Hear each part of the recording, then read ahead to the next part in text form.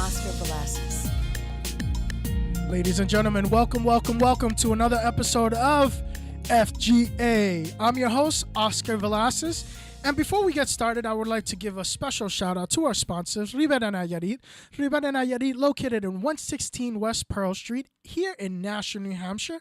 For all your birria tacos and street taco needs, please visit Rivera Nayarit. And also, if you're making yourself north, your way up north, and you want to visit one of our sister companies, we advise you to go and visit Mi Jalisco, which they have the great street tacos and birria tacos. The difference is Rivera Nayarit is focused more on seafood and coast and a little bit of that seafood authenticity from the Mexican cuisine style, and Mi Jalisco is your authentic Mexican food. So shout out to Carla, and we appreciate you. And also, if you're looking to venture into the spices of the Latino culture, we advise you and we recommend Zapopan. Zapopan is a business located right here on Water Street. Zapopan, shout out to Fabiola.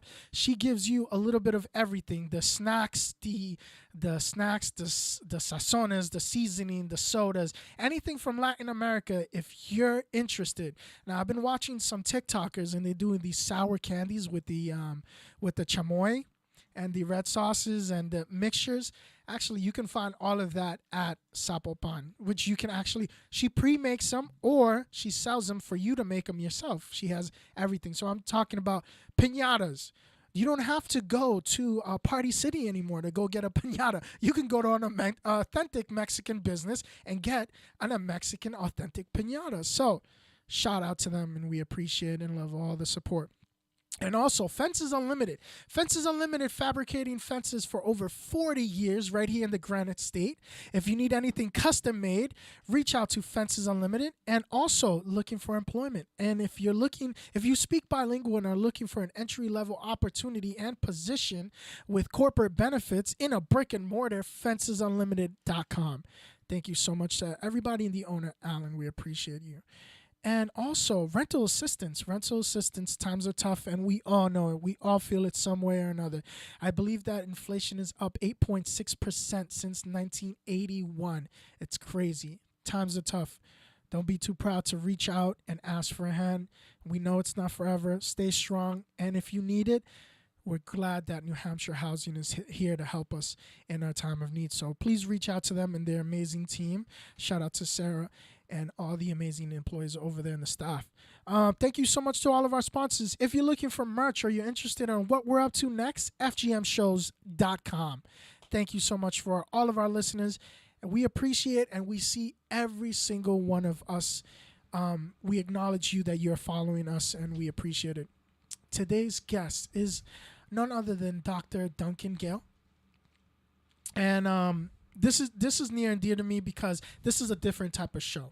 We have a guest talking about, the perspectives of what they're going through, but now we're switching up the roles. We're diving a little deeper into my first gen experience, having a clinical therapist here that'll be able to kind of evaluate and live on the air talk about vulnerability, right? Live on the air and kind of put these feelings in perspective of my childhood coming up to now. But not only that, you work with you're a Harvard grad, and you work with you have a business called Directions. For the listeners, can you explain a little bit about Directions and what Directions is? Sure. Oscar, thanks for having me on the show. Absolutely. Thanks for being here. I run an intensive outpatient program. It's called Direction. And we take care of adolescents between about 12 years old and we go up to 21 years old sometimes with all kinds of mental health problems, behavioral problems, big and small, primarily big. But we try to get kids from emergency rooms and relieve the stress there, hospitals, outpatient clinics. And I've been operating for 14 years. Congratulations. Wow. And tell us, so how does that work? How does the program, or how does a child I know you work with local nonprofits around the area. How do the children come to you, or how do the parents reach out to you? Sure. All we really need is a phone call. These are usually kids who are in outpatient treatment, and it's just not enough for them. As I said, we get a lot of kids from the ERs. The ERs have about oh, they got huge waits. Sometimes kids are there for several weeks right now. Yeah. And there aren't really other programs like this in New Hampshire, but it really just takes a phone call. Parents call us, and we do our best to get them in as quick as we can. Wow. So diving in, right? As a first gen, we talk about the trials and tribulations of multiple first gens that have sat in your chair and what we're going through and what we still go through. You know, we're the first time parents, first time business owners, first time, you know, job opportunities that we've never thought that we can accomplish, right? But these, sometimes we battle with some traumas as adults that we've first felt as children. How crucial is it for a child to start finding out these habits, or maybe diagnosing these feelings, and is it too late for an adult that maybe feels a trigger that says, that reminds me of my childhood, or a moment in my childhood? Boy, the earlier the better, Oscar. It's never too late. Right. But part of the reasons I work with kids is it is easier early on, and oftentimes problems will accumulate over the years. So absolutely, the earlier the better, which is really why I do what I do, work with kids. I've worked with adults before as well, but it's never too late. Right. I basically I had a sit down with my mom recently, you know, and I asked her how come she never said she was. We're gonna get right into it. I asked my mother the other day, you know, how come she never said she was proud directly, and how the emotions of, like, my mom, and I just found this out from my mom. My mom said, ever since I was young, since my 16, 15, I was in the core system when I was 14 or 15, right? And I lost that sense of connection with my mom because now I was under somebody else's supervision, right? Going through the court system, and, you know, until I aged out at National Children's Home, and then I was sped out back into the world, and boom, you're an adult now. Those problems as a child are non-existent anymore. You're clean slate. You're an adult now. Pay taxes. You know, tell me the transition and how crucial it is to kind of deal with those transitions, and how difficult it is for a child that has been in the system going through that. Yeah, absolutely. You have to remember, I don't know about your mother personally, Oscar, but usually the parents have been through very similar things. They haven't been identified early on. Often they get into substance abuse. They've struggled. And in the past, mental health for kids, well, mental health in general was much more stigmatized, which is one of the good changes which is happening. But earlier the better. Usually kids' role models are so important. So when you grow up without a real positive role model, you have to look for them elsewhere. Right. Unfortunately, some kids will look in you know, wherever they can find family, essentially, that support, that approval. I think you said you wanted your mom to say you were proud of you. Kids will look elsewhere, and sometimes it's gangs, sometimes it's the quote-unquote wrong crowd, and you can't fault them for that. They're just looking for acceptance and love, and they'll find it where they can, and unfortunately that leads to further problems. Right. I noticed that a lot of kids that I grew up with are always around other kids that are going through the same things, right? And that spark of not creativity, but of pain, and that pain that leads to a moment, and a moment that defines them for the rest of their life. How crucial is it for a child to how can you explain something you don't understand?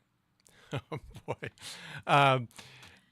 Could you be more specific? How can you explain something that you don't understand internally? Boy, sometimes you never figure it out, and you can. That's still... a loaded question. I'm sorry. You do your best, and sometimes you never figure it out. And you don't always have to figure it out to move on. It sure helps, but sometimes you never figure it out, which is part of the reason our philosophy is never to make kids talk about trauma if they don't want to. Right. Never to talk about subjects they don't necessarily want to. You can move on, but you do, even if you're not aware of it, you can gain some understanding as you mature and you realize that the habits that you've developed aren't going to serve you well in life as you get older, hopefully you find good role models. Place like Nashville Children's Home we talked about. Right. If you can find some adults, usually it's adults because the kids are kids. Yeah. So usually it's adults. If you can find some role models anywhere, that just makes the whole thing much easier. Let's dive in a little bit deeper. In my community, ADHD and anxiety is non-existent. And I quote, right? Non-existent because it's something that we haven't been diagnosed, and our parents that have come with it, from leaving. We were talking about this earlier. Quick, everybody, grab what you can grab, and we're leaving. We're going to a different country we're never coming back to. We don't know if we're ever coming back to, but that is not the plan. The plan is to make it, because there's nothing here for us anymore, right? Taking those leaps and that anxiety and that of not knowing what tomorrow will bring. We run through that every single day. We're brand new on everything that we're doing. How does a first generation child from the BIPOC community kind of distinguish that? And how do you explain to the parent, your child he's diagnosed with ADHD or he has anxiety? How do you approach to that family member when their culture is like, nah, he's just going through his adolescent stage. He's a little rebellious. He doesn't understand. He just doesn't want to do anything. That is a tough one. Yeah, particularly with different cultures. Even our quote-unquote American culture has difficulty accepting these things, that there may be. Usually it's hereditary, so a lot of these things are inherited. So one of the easiest ways to decide whether or not something is anxiety or ADHD or bipolar disorder is to look at the family. And it usually either has that type of mental health condition throughout. More often, particularly if it's first gen, it looks like alcoholism or substance abuse or something like that. So. But getting the parents on board is an art. You have to move slowly with them. And if you just come out and say your kid's ADHD and he needs Concerta, it's a losing battle. Right. You're going to put my child on pills? Absolutely not. Yeah. My child is not crazy. He's just lazy. One of my favorites is when kids themselves don't want to go on quote-unquote pills, but they have no problems with marijuana or LSD or ecstasy, because that's different. I've actually had kids say that they smoke marijuana, not vape, because it's natural. Yeah, it's tough. You got to establish. Leave her alone, okay? You got to establish a relationship with a parent, just like a child. With child and adolescent psychiatry, the hard part is you're dealing with parents as well, and they're as much your patient as the kids are, and that's why a lot of people don't go into the field. Yeah. As soon as I get somebody who's 18 years old in my office, I breathe a sigh of relief because I don't have to work with parents. Right. But that's the truth, if you go slow and you have you're parents dealing with two traumas.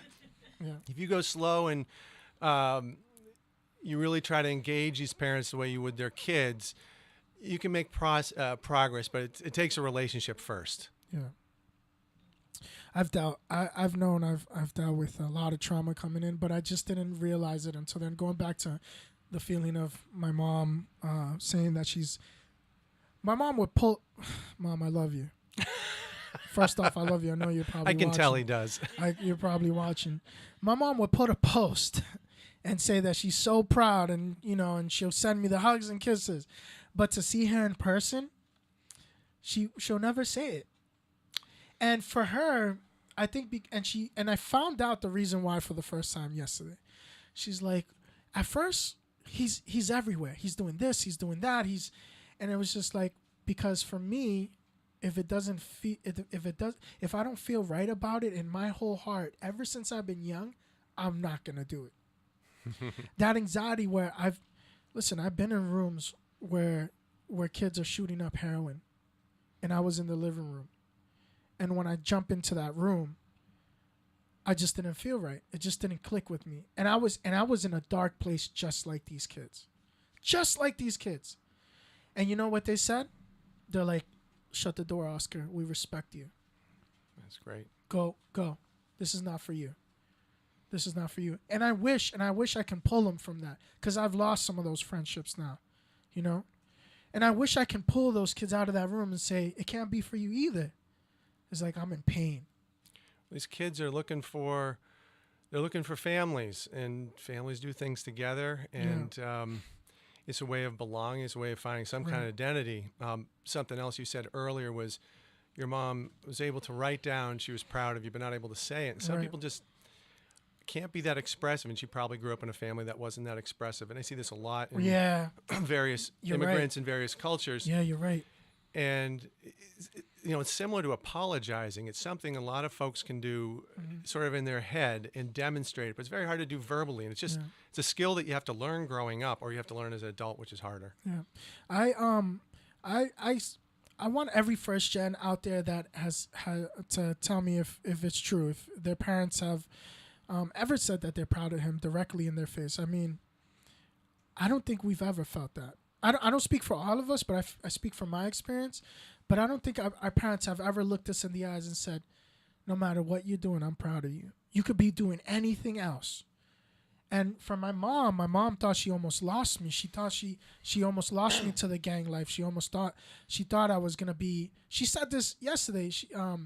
She said, I thought you were going to be a drug dealer. I thought you were going to be an addict when you were younger because you were everywhere. But you never told me exactly what you were doing in life. And when I found out, I was like, hey, my God, wow, you're doing that? I'm like, she was surprised, And for me, I told her the difference between me and you is because you didn't have that luxury. You had to stick what was presented to you because you didn't have the freedom to move around because of maybe your status, right? And for me, I had that freedom to move around. I like it, I'll do it. If I don't, see ya. I'm not going to do it, right? And that was where the kind of the unbalance is, that swinging pendulum, right? And for her, she was like, yeah, well, I was taught that you stick to a job, you provide for your family. I can stick to a job. I can build a job, provide for my family, and have the freedom to create and do more. And I think that sometimes we kind of deal with that. And for her, that was like, I'm always surprised at what you're doing because you're always elevating and progressing. And I've never told you, but she goes, but he should know. I'm like, no, I don't. I don't know that you're proud of me. And he was like, well, he never tells me what he's doing because I'm always afraid of disappointing because I've never heard that you're proud of me on anything you do. I could be doing something great. I can be on a magazine. And that's why I'm so hard on myself because I can be on the cover of a magazine. I could be on a radio station. I could be on TV. I can be on the news. It doesn't mean anything. Like that time when I was on a play back in junior high and I was looking through the crowds to see if I can see my mom, but I didn't, And yeah, that's that swinging pendulum. Yeah, that's deep. The opposite happens as well with kids. Kids will tell their parents all kinds of things. They'll tell, I hate you. I think you're the worst person in the world. Yeah. They'll call them all kinds of horrible names, which I can't say on the program. I think we all been. And part of my job, I see part of my job as reassuring parents. You can tell if a kid loves his parents. You can tell if a parent loves his kids. But the verbal communication isn't there. And that's you important. Can't trust what a kid says. You can't trust what an adult says sometimes. Yeah. It's all the nonverbals, but sometimes it can be very easy to forget that. And when people use real hurtful words and terms, it's not bad to remind them every once in a while that words don't mean everything. Yeah. How crucial is it for the verbal communication? Because now I'm a parent to my second gen coming up, and I'm going through. I'm scared. I'm happy. I'm all of the above, and I just want to make sure that trauma that I've been healing with for about 18. 19 years now doesn't trickle down on my child, and I don't want that perception that my parents have within me to and we do this all the time. We're in that comparison with other family members or other kids that are great, like a sense of motivation from our family and our friends. Look at so and so kids and see how he's doing, and as first sons we're like, so I don't stop comparing me on my own person.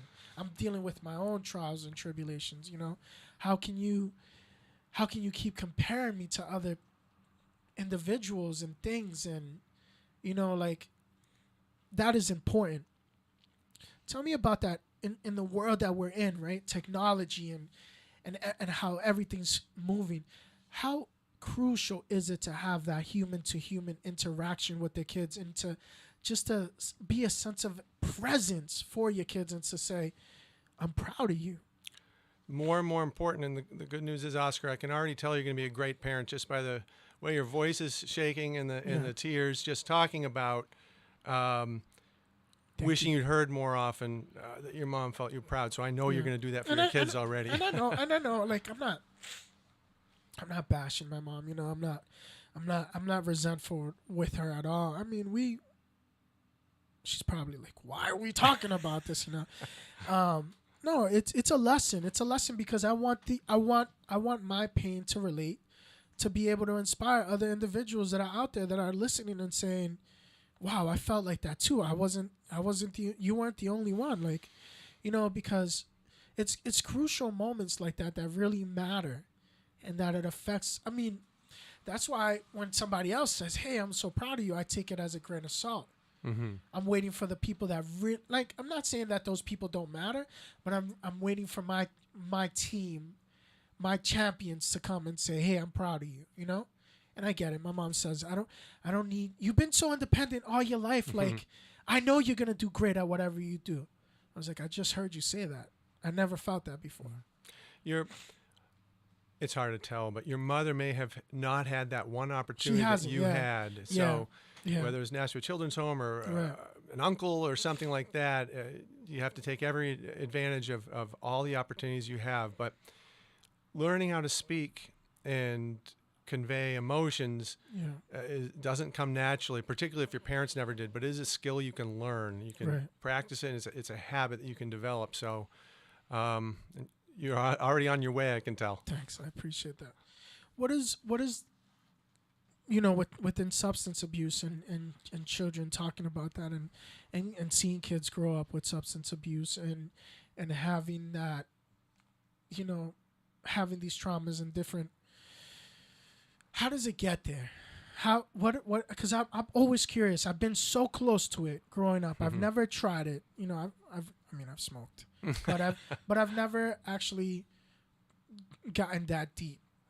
I've been around it so much that you would think that I would be vulnerable enough to be like, I'm going to join you in this pain journey, Well, there are a couple types of kids I found with alcoholic parents or substance abusing parents. And one, that's their role model. So, and for whatever reason, they may also be predisposed. A lot of times, as I said, anxiety disorders and mood disorders run in families. So you're already set up to use just so you can make that pain go away. Wow.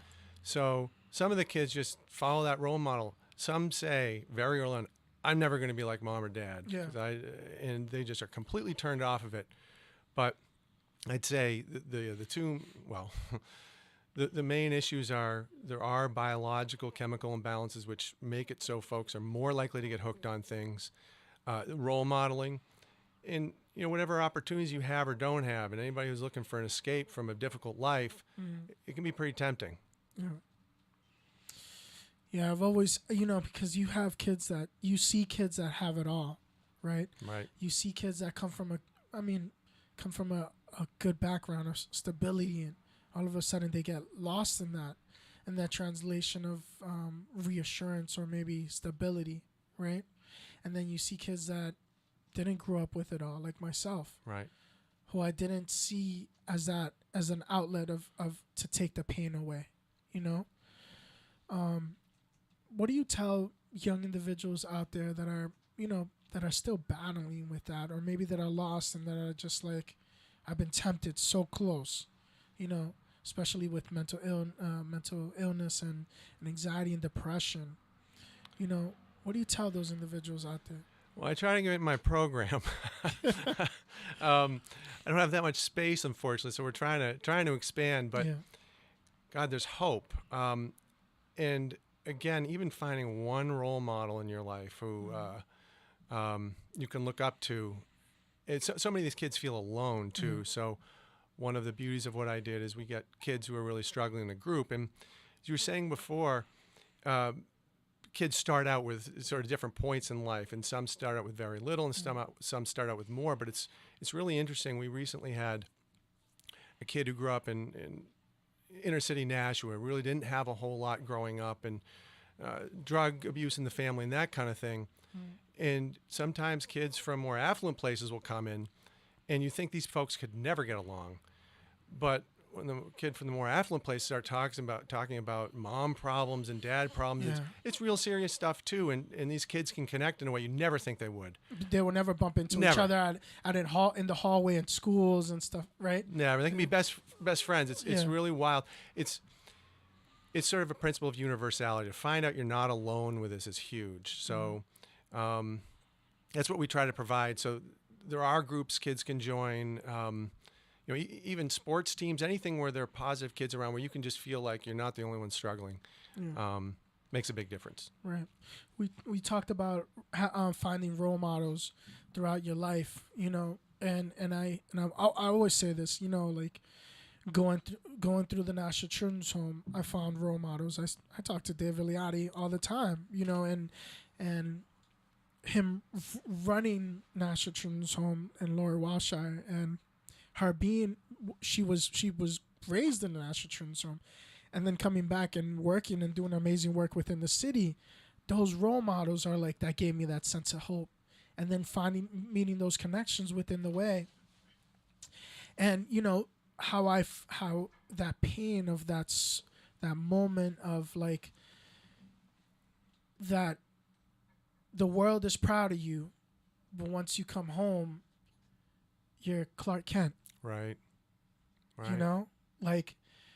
Or in this aspect, like, Superwoman, for any female that's out there, like that I dealt with that. And it's been a journey for sure. It's been a journey, but I'm glad I followed my gut, and I didn't follow my emotion at the moment to kind of fade me away. And it's just so sad to see a lot of friends that I grew up with that I couldn't numb the pain in another way, how has it been throughout the pandemic?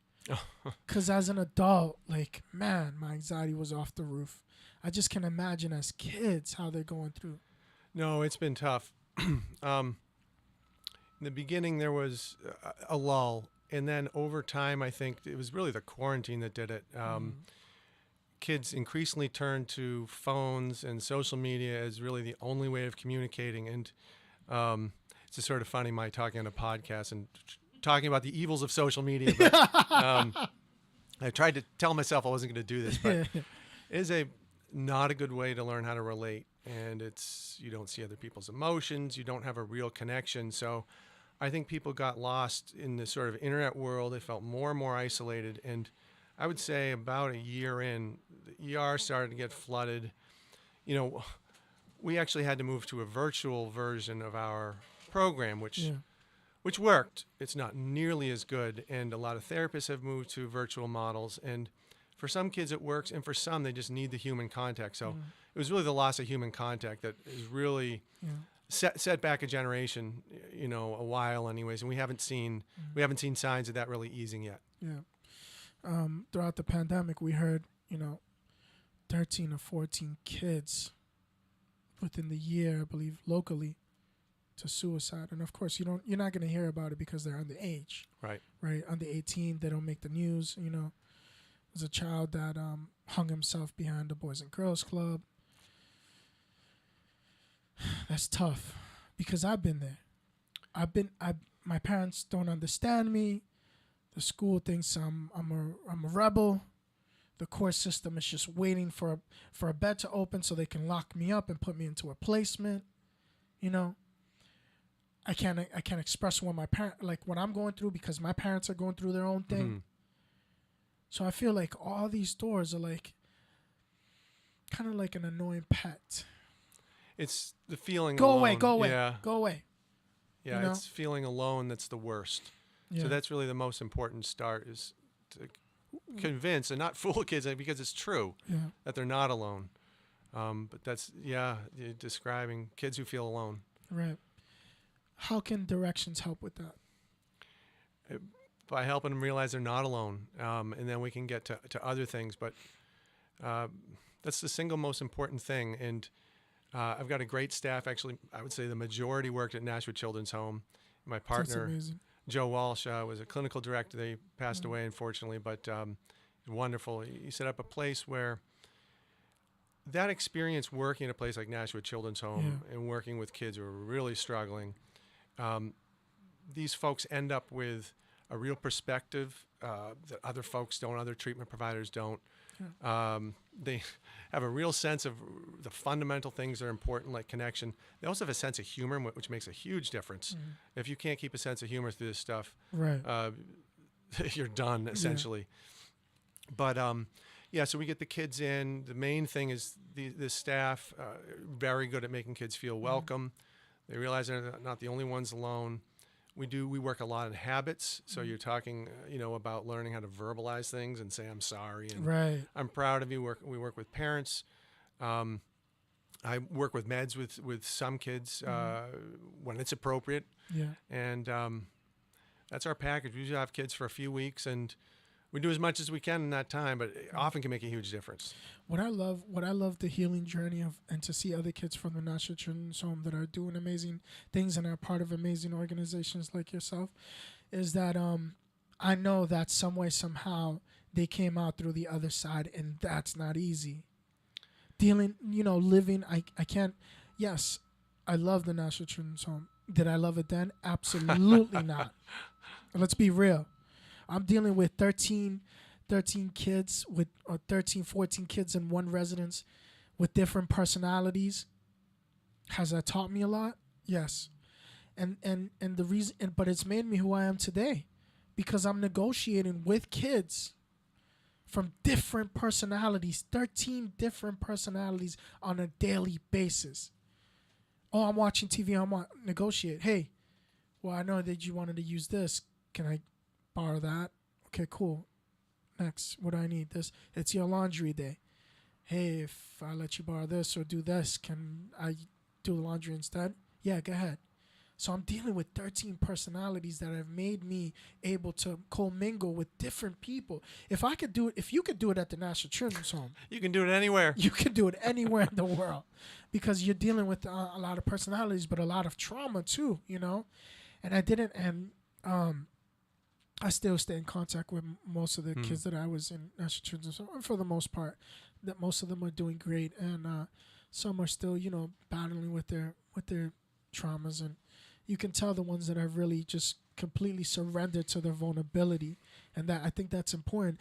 But to even verbalize it as an adult, I compared to somebody as as a migrant that came here, and to verbalize what they need with the language barrier, like my mother, and then to a kid that had the capability to be able to express themselves but just completely shut down. What does that process look like? Which process? The verbalization, the able to express himself, and that's tough. It's very hard, and I have a hard time apologizing. It's not easy to do. It's hard to say you're proud. It's hard to say you love somebody, because it's really making yourself vulnerable. And as you gain confidence, it becomes easier. But again, you have to practice it, and the more you practice, the more it makes it a lot easier to have role models. It's easy to tell somebody, hey, you have to apologize. You have to talk about your feelings, and that doesn't work. You have to really be comfortable with who you're with, and you have to practice. But it's not an easy skill. It's probably one of the hardest. What made you decide to take this path in your life? Probably genetics. Yeah. Psychiatry is a genetic illness in the family. Really? Yeah. Father, grandfather, uncles, Gotcha. bunch of social workers. Yeah. So I tried to escape and go into emergency medicine. I just couldn't do it. Yeah. I love it. I love working with kids. They're funny. They're hopeful. Yeah. There are things you can do. And I realized when I was in residency and rocking back in my chair and looking for the next Nerf hoop, I had to do something which allowed me more to be myself Right. than not. So I think it's a great career. I think you understand the feeling that you get helping other kids. Right. And I go home from work and feel like I've done something good, and that propels me. You might have saved a life. Hopefully. No, honestly. Because you never know when a kid is at their breaking point, because look at the Robin Williams of the world, Right. right? Everybody's smiling, everybody's having a good time, but we're all suffering in silence, more expressive than others. And we're just dealing with life, and we're dealing with these traumas that at any second, but we just have to keep on going to feel that validation, to feel that glimpse of that's I guess, you know what? I guess that was my high growing up. Mm-hmm. Chasing for that validation that I didn't get at home. Chasing for that acceptance, and that, damn, you're doing so great. Maybe just a spark here, spark here, spark here. Maybe to hopefully it add enough to the amount that it would feel that you would get it at home, And that's why I kept changing things, and until I got older, to the point where I was just like, this doesn't fit me. I don't want to be here. I'll never, you can ask my wife, I'll never do anything I don't want to do. I'll never put us in a position that I know that we won't succeed, because that will hurt me more than it would hurt anybody else. I would have to live with that, and here we are, right? Yeah. And that sense of for the kids that are dealing with that are looking for that glimpse of hope, and that funny person, but they're like, I suffer with anxiety really bad. I can make you laugh, but I'm just trying to distract you. Yeah. How do you get that person to be vulnerable? Because in order to heal, you have to deep within the most deepest, darkest places of your vulnerability to start digging your way out of those traumas. How do you do that with kids? Yeah, a lot of kids come in pretty armored. Yeah. And either real sort of what are you going to tell me what to do? Aggressive and irritable, or sullen, or people pleasing. We see a lot. Just everything's fine. Yeah. You have to put them in a place where they feel safe and they feel like they can be vulnerable, and that doesn't happen. That doesn't happen overnight. Yeah. Which is one of the, therapy over time can do that. Yeah. Group therapy over time can do that. But unless they're in a place where they feel like they can be vulnerable, they're not going to be. And it takes a while. And then once you see that mask, that armor come down, then you really can do something. I grew up with those kids that are that seem like the toughest of the toughest guys out here. I'll have them a conversation and I'll knock that guard out. Right. Like, come on, don't BS me, man. Right. I can see right through that. I'm from that. Right. Don't BS me. I can see that you're hurt, and I can see the pain. I can see your struggle. What, you're trying to fake the funk right now by putting this persona that you're not, right? Is it too late for adults that still grew up with that armored guard, that guard armor, that guarded armor that they have within themselves, to be like, nah, everything's good. I'm good. You good? Never too late. Never too late. Never too late. You know what they say? You can't teach an old dog new tricks. Is that true? No, I'm an optimist, but no, absolutely. I've seen adults. You hear folks who go to prison, and pull things together and discover religion or other things, spirituality in some form, and they completely transform their lives. So you have to take what you've had, your challenges, which you've done, and turn them into opportunities. And I think that can happen at any point. Yeah. It's like my producer says, it's whatever resonates with you, and stuff. And what are some of the missions that what is the end goal for Directions? Where do you want Directions to go? I mean, I see a lot of it's incredible to see a lot of people that were hurt just like me at the National Children's Home that are doing amazing things. for me, those are interesting people because I know how hard it is to get out of there, to get out of that moment of my life, and to see those individuals. Those are my champions. You know, to see others like, hey, we didn't turn out. Look at us. We didn't turn so bad. Look at those judges. We could just go visit them right now. You know, it's a breath of fresh air. But what this legacy that you're leaving, that Joe left, right? That you're leaving together. This legacy. Where do you see it 10 years from now? What do you want to see? I'd start by saying Joe's legacy was what he wanted was he actually wanted to open up an academy, enormous facility. He wanted to transform school system. He had huge ideas. I could talk about it in another show, but he was very ambitious. I have done this for 14 years, and I'm very happy with what we do with the 20 kids we have at a time.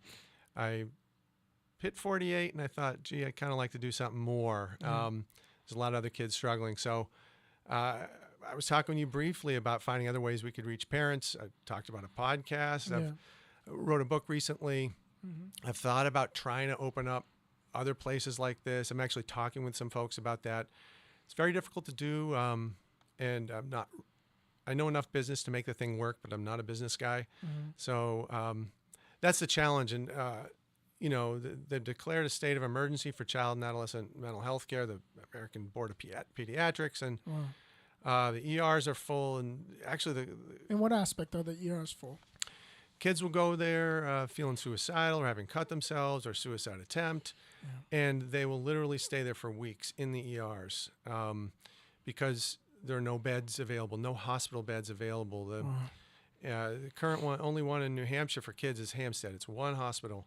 It's got very limited capacity, and they're struggling their own right now, and they're just Massachusetts is full, so these kids will actually go there, and either they'll say at some point, I'm tired of this, I'm fine, I want to go home, and they're not fine. Right. Or they'll eventually be placed, but you get no care in emergency room. So if we could find alternatives to that, but that's happening everywhere. New Hampshire in particular is bad right now. I hope that these hospitals find a system that can further evaluate them to place them in the right placement. It's not a one size fits all. No. And what these systems don't understand, and it kind of hit a trigger just now because I remember being there. I remember when I was growing up, and because of my anxiety and the feelings that I was feeling at the moment weren't those core feelings that when you sit down with the child, and you know this, when you sit down with the child and they're like, okay, I feel comfortable. That armor starts kind of like, they start taking that armor off, and it's like, okay, cool, let's chat. This is how I really feel, right? But then for them, they're like, what we see coming in is our diagnosis is a kid is suicidal, he's anxiety, and he's a trouble at home. All right, let's just let's get a court judge, or let's put him into placement. All right, I think that based on this diagnosis, this is the best fit for him. This placement. Let's send him up to Rochester. So now, how am I feeling? I'm feeling more abandoned than I did before. I'm feeling more isolated. I'm going to a new city I've never been to before, new town. I'm going to a new organization, and I'm dealing with other kids, and I have to raise my hand to ask for permission to talk. Those organizations, and I'm not going to name who, those organizations have tremendous revamping to do. And it's not not one size fits all type of system here. Every kid is going through different situations. It could be as simple as a trigger through a breakup. It could be a moment that happened at school, or maybe bullying, or maybe a trauma at home. But we all go through different situations differently, and that's why I respect the way that you approach these kids in a one-to-one basis, because that mentality should be followed through all the way through, from the ER all the way to the court system. Not one guardian ad litem, not one prosecutor says, I've seen cases like this before. Yeah, he fits this criteria. Remember that kid that we had back in 2006? Ha! Looks, I feel kind of like the same case here. All right, throw the book at him. All right, send him to DCU. All right, kid, case dismissed. Off to DCU you go. Then what happens to the kid? You lose them. You lose them. You put them. You throw away the key and you lose them to age out. And then what happens? He ages out. He goes back into the community, and guess where he ends up? Right back into those other kids with the same trauma and the same tribulation. But guess what? Now they're adults committing the same mistakes that they were when they were a child, and now they're in the court system. What you gonna do again? You know what the judge told me? I'll see you upstairs, kid. I'll see you in the Supreme Court. Oh. Now you're aging out, and then what happens when they age out? They go upstairs. And then now that the same mistakes that they were doing as when they were doing kids now have heavier consequences. And from those heavier consequences, now they're not doing a couple of months here and there in placement. They're doing big federal time. Right. They're doing prison time. You lose them. You lose them to the society. They could have been productive kids, but you lose them into the society. I can go on and on, but at the end of the day, you know, I just love that I'm getting to meet a lot of amazing individuals and like yourself, and I love to see other kids from the National Children's Home thriving and doing amazing things. And I'm glad to see other people that I grew up with and that were in the same path as me doing amazing things. The same. Because it's hope. It gives everybody hope, and hopefully, I'm not looking to change lives. I'm looking to change a life. Right. One step at a time, by one story to be able to relate, because it is crucial.